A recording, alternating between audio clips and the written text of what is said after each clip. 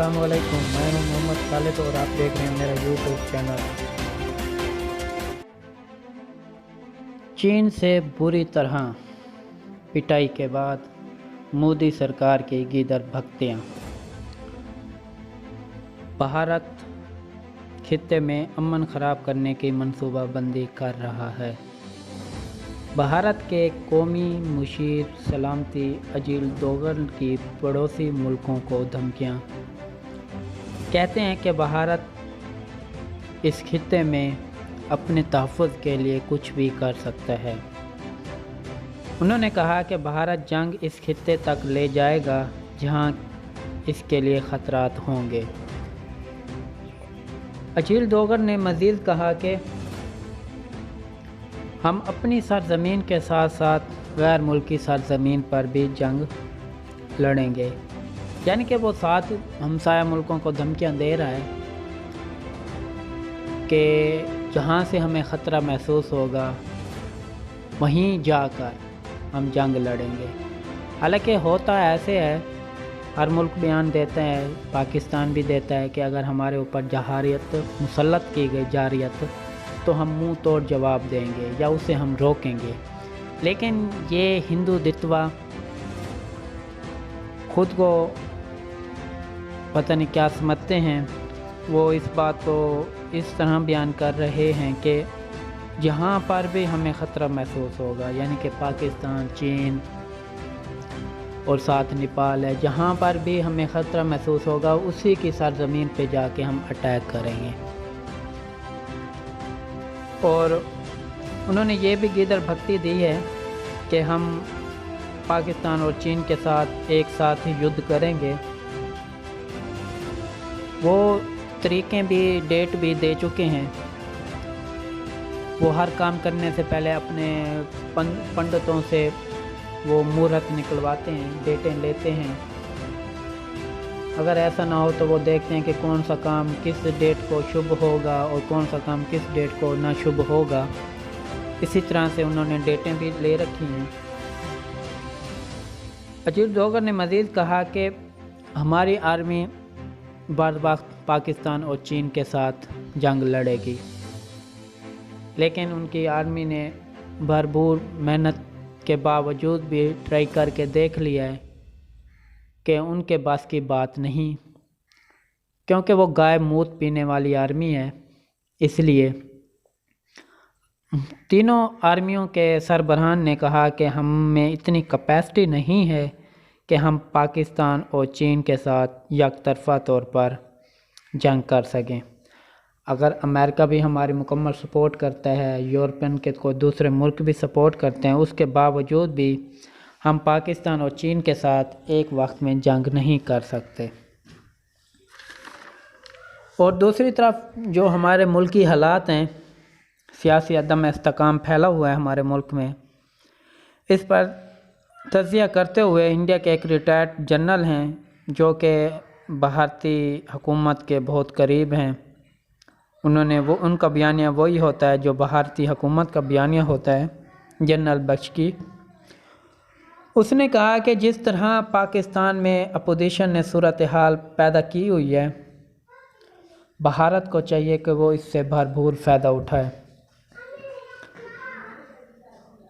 सही बात है, वो भी अपनी तरफ से सही कह रहे हैं, क्योंकि अगर किसी मुल्क में सूरत हाल कशीदा हो और दुश्मन तो यही चाहता है कि इसके हालात मज़ीद ख़राब हों और हम इसके ऊपर अटैक करें, तो जनरल बख्शी अपनी हुकूमत को यही मशवरा दे रहा है कि जिस तरह पाकिस्तान में अब हालात हो चुके हैं, फ़ौज के ख़िलाफ़ बगावत हो रही है, सिविल इदारों के ख़िलाफ़ अब बगावत हो रही है और हर इदारे को टारगेट कर रही है जिस तरह हुकूमत अपोजिशन, तो हमें चाहिए कि हमें इससे फ़ायदा उठाना चाहिए और इस यानी कि आग पर पेट्रोल डालना चाहिए और इससे जितनी भी तपिश निकलेगी हमें फ़ायदा होगा।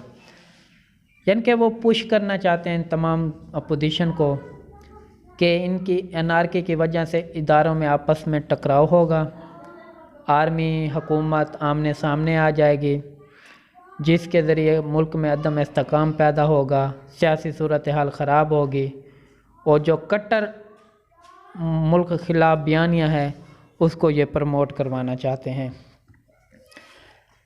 اور یہ اپوزیشن کو اب سوچنا چاہیے کہ وہ کس بیانیے پہ چلے ہوئے ہیں۔ جس طرح کوئٹہ والے جلسے میں اویس درانی نے تقریر کی، مریم نواز نے تقریر کی، میرے آنسو نہیں نکلے جب میں جیل میں تھی، اس وقت بھی میرے آنسو نہیں نکلے جب میری امی انتقال کر گئی تھی، میرے آنسو اس وقت نکلے جب ایک لڑکی ہے کوئٹہ کی کہ اس نے بتایا کہ میرے 3 بھائی لاپتہ ہے۔ یعنی کہ وہ ڈائریکٹ انڈائریکٹ کے طور پر آرمی پر حملہ کر رہی تھی۔ میں مریم صفدر سے صرف ایک بات پوچھنا چاہتا ہوں، تم لوگوں کے آنسو کبھی نکلتے ہی نہیں۔ باپ فرار ہے، مفرور ہے، بھائی دونوں اشتہاری ہیں، چاچا جیل میں ہے، کزن جیل میں ہے، آپ نے ملک کو دیا ہی کیا ہے؟ صرف ملک کو بدنام کرنے، ملک کو لوٹنے کے سوا مسلم لیگ نون نے ملک کو دیا ہی کیا ہے؟ اب نواز شریف وہاں بیٹھے ہیں، جب یہ تقریر کرتے ہیں ان کا خود یہ بہت پریشان ہوتے ہیں، یہ سوچ رہے ہوتے ہیں کہ ہم کیا کہہ رہے ہیں، ہمیں کیا کرنا چاہیے۔ لیکن یہ ملک خلاف بیانیہ انہوں نے جو اپنایا ہوا ہے یہ ملک کے لیے بھی اچھا نہیں ہے، اور ان کے لیے بھی انہیں تو ساتھ میں لے ڈوبے گا۔ انشاءاللہ ملک کی حفاظت کرنے کے لیے ہماری پاک آرمی موجود ہے، پاکستانی قوم سمجھدار ہے، شعور رکھنے والی قوم ہے، ان لوگوں کی باتوں میں کبھی نہیں آئے گی۔ اور تمام اپوزیشن کو اب سوچنا چاہیے کہ وہ کیا کہہ رہے ہیں۔ بات آ جاتی ہے ملک میں ووٹ کو عزت دو۔ جب سن 2018 میں بلوچستان کی حکومت کو گرایا گیا تھا، پوچھا جائے نا مسلم لیگ نون سے، ان کی حکومت تھی، جب ان کی حکومت کو گرایا گیا تھا تو گرانے والے کون تھے؟ آصف علی زرداری، اختر مینگل اور فضل الرحمان، جو آج ایک ساتھ بیٹھے ہیں جو کہتے ہیں ووٹ کو عزت دو۔ اس وقت کہاں تھی ووٹ کی عزت؟ اس وقت وہ ووٹ کی عزت انہیں نظر نہیں آ رہی تھی۔ یہ صرف سب لوگ ایک ہیں، ایک ہی سکے کے دو رخ ہیں۔ یہ چاہے وہ بیٹھے یہ ملک کو لوٹنا چاہتے ہیں، مکا کی حکومت سرکار بنانا چاہتے ہیں۔ اسی لیے عمران خان ان کو اچھا نہیں لگتا، کیونکہ وہ انہیں وہ والے عیش، وہ کمپرومائز ان کے ساتھ نہیں کر رہا، اس لیے یہ اب اداروں پہ اٹیک کر رہے ہیں، پاکستان کے ISI پہ اٹیک کر رہے ہیں۔